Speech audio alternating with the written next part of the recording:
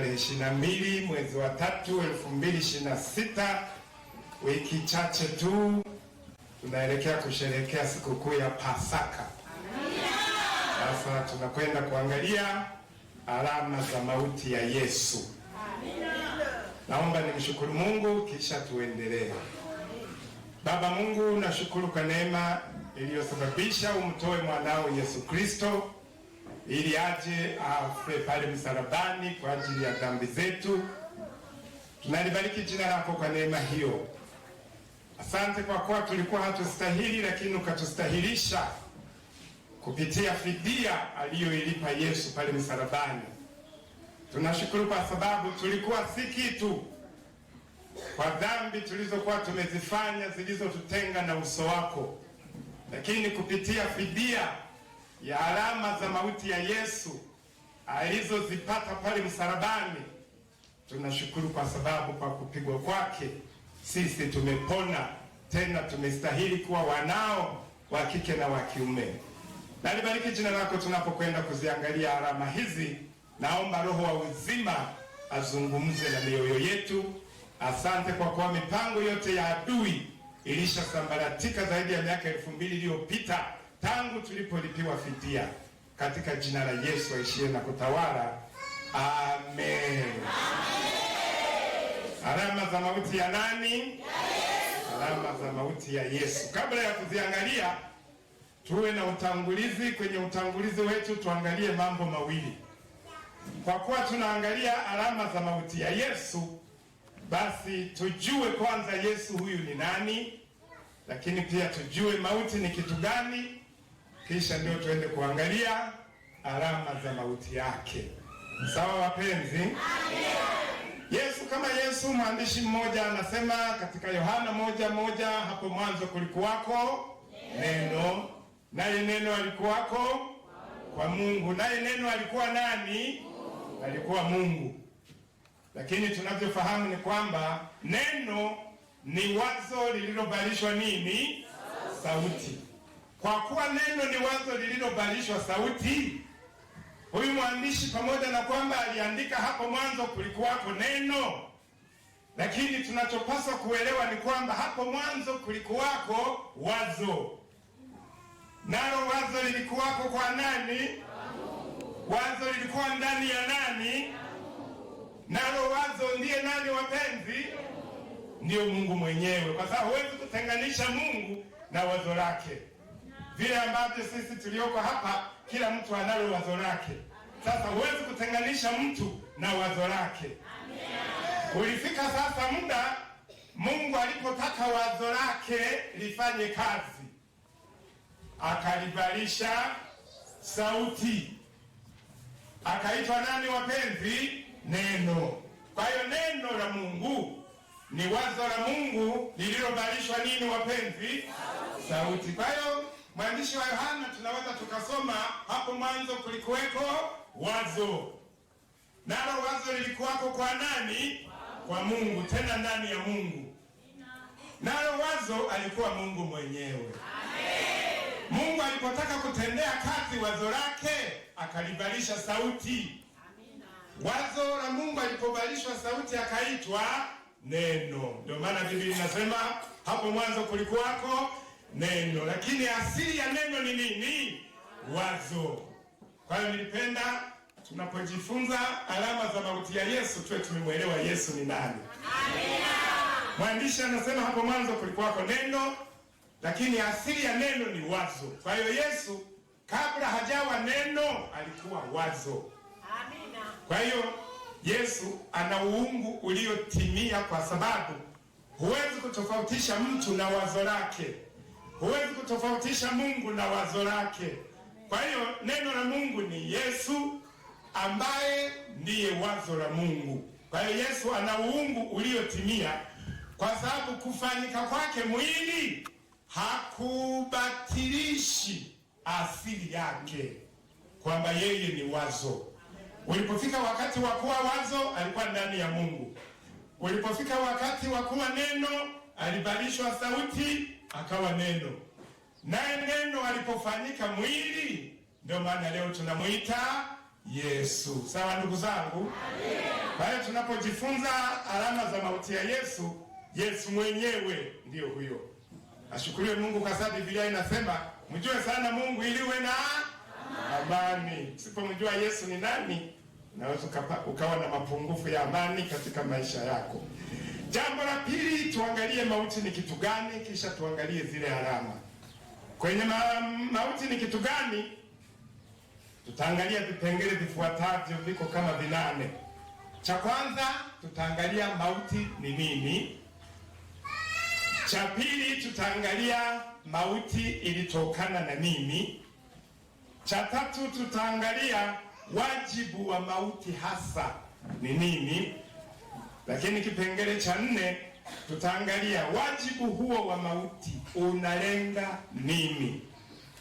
Kipengele cha 5 tutaangalia kwa nini hasa mauti ilimdai Mungu mpaka Yesu akatolewa. Kwa nini hasa mauti ilimdai Mungu mpaka Yesu akatolewa. Lakini kipengele cha 6 tutaangalia kwa nini kusingekuwa na njia nyingine ya wokovu wetu bila Yesu kutolewa. Kwa nini kusingekuwa na njia nyingine au namna nyingine bila Yesu kutolewa, wanadamu tukaokolewa? Maana hata yeye ilifika wakati sasa mambo yamekuwa mambo, akamuomba Mungu, Baba, kiwezekana kikombe hiki kiniepuke nisipokunywa, nisipokinywea, lakini si kama nitakavyo mimi, bali mapenzi yako yatimizwe. Tutaangalia hiki kipengele, kwa nini kusingekuwa na njia nyingine ya wokovu wetu bila Yesu kutolewa. Hicho kipengele cha 6. Cha 7, Yesu kama Mungu, tumeshaangalia uungu wake kwenye utangulizi, kwamba yeye asili yake ni wazo. Aliitwa neno baada ya kuwa wazo la Mungu limevalishwa sauti kwa kinywa cha nani? Cha Mungu. Ulipofika wakati wa kazi maalum sasa, ambayo tunaelekea kusherehekea Pasaka, akauvaa mwili. Alipouvaa mwili, kule kuvaa mwili hakubatilishi kwamba yeye ni wazo la nani, wapenzi? La Mungu. Shukuriwe Mungu kwa neema hiyo.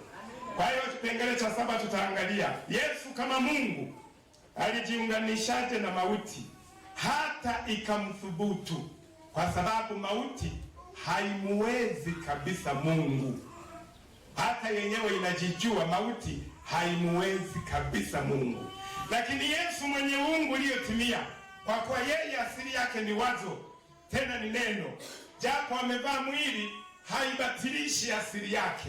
Yeye kama Mungu alijiunganishaje na mauti mpaka ikamthubutu? Hata sasa tunapozungumza alama za mauti yake bado anazo. Alama za kifo chake hata sasa anazo, na waaminifu wapendeze wana. Alipata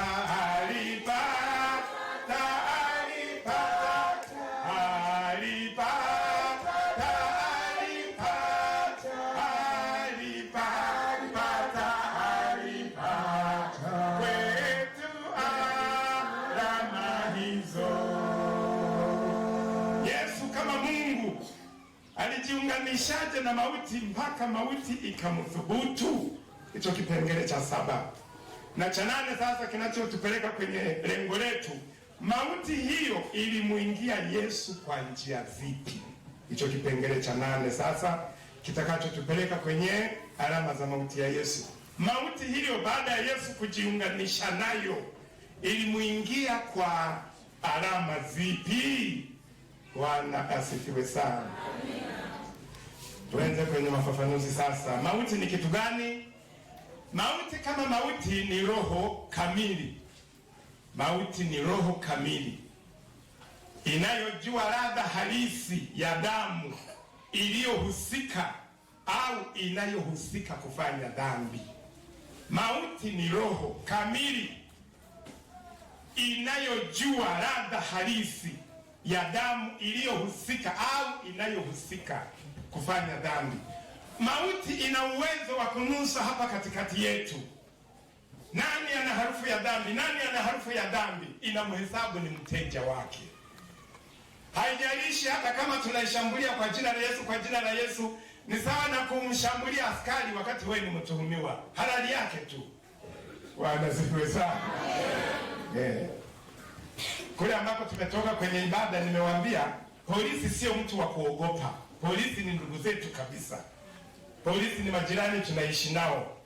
Kama wewe sio mhalifu wala sio mtuhumiwa, nenda kaombe maji kwake, kamuulize habari za leo. Una njaa, mwambie umebakiza chochote, kuna kitoe, mimi na shida, kwa sababu ni jirani. Ila ukitaka kujua kazi yake, uwe miongoni mwa wahalifu. Bwana asifiwe sana. Bwana asifiwe sana. Kwa hiyo mauti kama mauti ni roho kamili inayojua ladha halisi ya damu iliyohusika au inayohusika kufanya dhambi. Mwandishi mmoja aliandika kwamba afichaye dhambi zake hatafanikiwa, bali aziungamaye na kuziacha atapata nini?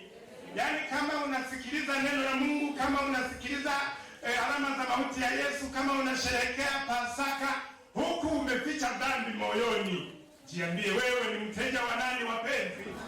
Wa mauti. Kwa hiyo mauti ni roho kamili inayojua ladha halisi ya damu iliyohusika kufanya dhambi. 2. Mauti ilitokana na nini? Mauti ilitokana na hasira ya Mungu. Ilitokana na hasira ya Mungu. Mauti ilitokana na ghadhabu ya Mungu. Ilitokana na ghadhabu ya Mungu iliyotokana na viumbe wake kumwasi. Wale viumbe ambao Mungu aliwaumba wakafika mahali wakamwasi hata kabla ya Adamu. Maana Mungu alipomwambia Adamu, siku mkila mtakufa, mauti ilikuwa ilishazaliwa. Kwa hiyo kuna viumbe waliotangulia kabla ya Adamu, Mungu alikuwa amewaumba kwa lengo maalum, kwa kusudi lake. Ila walipofika mahali wakaasi agizo, wakaasi lengo, wakaasi kusudi, wakaasi nia ya Mungu, Mungu akaghadhabika, akagairi. Maana yake akajiuzuru. Hata kama amewaumba, ila akajiuzuru kule kuwaumba. Ile hasira sasa, ile ghadhabu ndio iliyosababisha ile mauti kuwepo. Mnanisikia vizuri wapenzi? Kwa hiyo mauti ilitokana na hasira ya ghadhabu ya Mungu iliyotokana na viumbe wake waliomwasi. Hata Mungu alipomuumba Adamu, tuangalie kitabu cha Mwanzo 6 mstari wa 7. Mwanzo 6 mpaka 7. Mwanzo 6 mstari wa 6 mpaka wa 7. Hata wanadamu walipozidi usoni pa nchi, wakajifanyia mambo ambayo yaliumiza moyo wa Mungu. Akahuzunika sana. Mungu akajiuzuru, akagairi. Mwanzo 6 mstari wa 6 mpaka wa 7, tusome hapo. Mwanzo sura 6 mstari wa 6 mpaka wa 7. Neno la Mungu linasema, Bwana akagairi kwa kuwa amemfanya mwanadamu duniani. Bwana akagairi kwa kuwa amemfanya mwanadamu duniani, akajiuzuru. Akahuzunika moyo. Akahuzunika moyo. Bwana akasema, nitamfutilia mbali mwanadamu